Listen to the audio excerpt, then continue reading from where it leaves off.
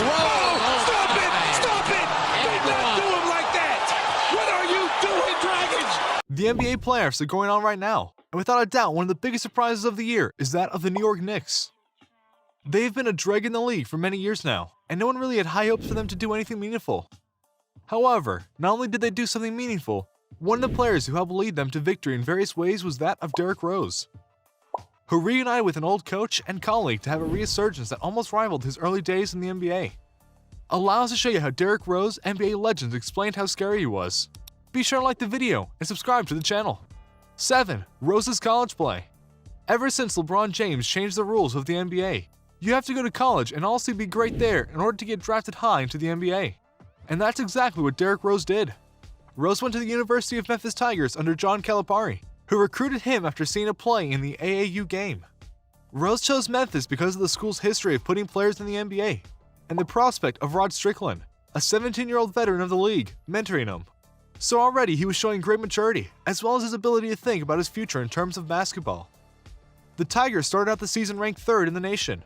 Memphis sprinted to a 26-0 start, and claimed the #1 ranking in the country for the first time in over 25 years, before falling to the University of Tennessee Volunteers 66-62 in February. Memphis was able to bounce back and capture the Conference USA tournament to qualify for the Big Dance, with a 33-1 record. Rose averaged 14.9 points per game, 4.7 assists, and 4.5 rebounds per game during the regular season, and earned All-American Third Team honors among others. He finished as a finalist for the Bob Cousy Award, as well as the John R. Wooden Award. Memphis was seeded #1 in the South region. Rose earned high praise for his increased focus on defense as well as a good offensive output. They advanced to the finals and set the NCAA mark for most wins in the season, 38. Against Kansas, they came up short, but Rose played well, and Rose was named to the All-Final Four team after averaging 20.8 points, 6.5 rebounds, and 6.0 assists per game. After that season, he declared for the NBA, and his journey and presence would skyrocket, for a time. 6. Drafted by the Bulls. Rose was selected with the first overall pick in the 2008 draft by the Chicago Bulls.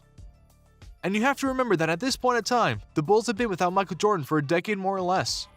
They broke up his all-star team to rebuild, and it failed, horribly. So Rose, a Chicago native, coming home to help his team ascend felt like perfect poetry.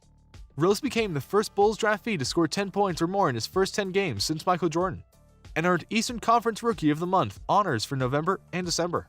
During the All-Star Weekend, Rose placed in the Rookie Challenge and won the Skills Challenge, where he beat out several All-Stars to become the first rookie to claim the trophy.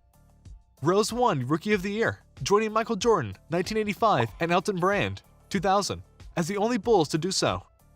He was also the first #1 draft pick since LeBron James to win the award.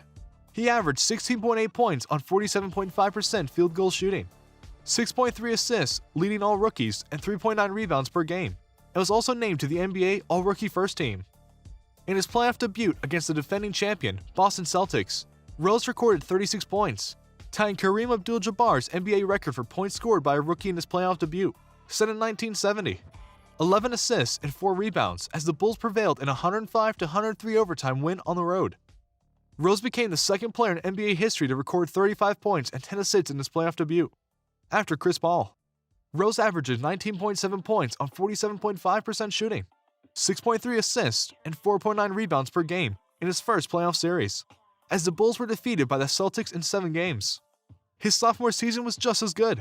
He led the Bulls to a 62-20 record, the first time they had done that since Michael Jordan was there. The same season, he won the MVP trophy at just 22, the youngest to ever get the award. He also took the Bulls to the Eastern Conference Finals, where he lost to the LeBron James-led Miami Heat. That sadly was the high point of his career, because what followed were years full of injuries and slow release of hype in Chicago. The 2015-2016 season was the last with the Bulls, and while he was still in the NBA right now, he's not a star like he was in Chicago. He's a role player or bench player, which is a shame because when you hear NBA players talk about him, you can hear the respect and admiration in their voices. 5. Jamal Crawford. For example, the biggest fan of Derrick Rose is Jamal Crawford. A very well-respected veteran of the NBA, Crawford has noted many times that he loved how Derrick Rose played in the league during his prime, even going so far in an interview to say that during Rose's MVP year he was such a high level of impact play that he, Crawford, would take him as a point guard against anyone in the NBA then or since. You can see his fanboy pride is glowing. But think about what that statement means. Crawford has seen a lot of great point guards in the NBA during his time after he was drafted in 2000, including Steph Nash, Steph Curry, and many more legends and Hall of Famers. And yet, he said that when Rose was at his peak in that MVP year, he was better than all of them. 4. Richard Hamilton. Let's go now to not just an NBA veteran, but a champion, and a legend in Detroit and beyond. Richard "Rip" Hamilton. You know him as the man who played wearing a face mask and helped lead the Detroit Pistons to the 3rd NBA title ever back in 2004. He came to the Chicago Bulls during Rose's time in the 2011 season, and he went onto a podcast with fellow NBA players one time and heard that all of his time in the NBA, Derrick Rose at his peak was the best he played with, ever. Think about that. He was on the championship team, and yet he said that this time with Rose, which again was right before the injury, was the team he saw the best player he ever played with. That shows just how legendary he was, and how legendary he could have been if he'd been able to stay healthy. 3. Rajon Rondo and Matt Barnes. Richard Hamilton wasn't the only NBA champ to praise him. Two-time NBA champ Rajon Rondo was also one to go and make it clear just how good D. Rose was. During a chat with Matt Barnes and Steven Jackson, he was asked about rookie and primetime versions of Derrick Rose, and Rondo noted that no one could compare to him, not at that time. Matt Barnes agreed with this as well, and he too is a veteran and champ of the league. So in one show, you have two well-versed NBA players knowing that Derrick Rose was untouchable at one point in time.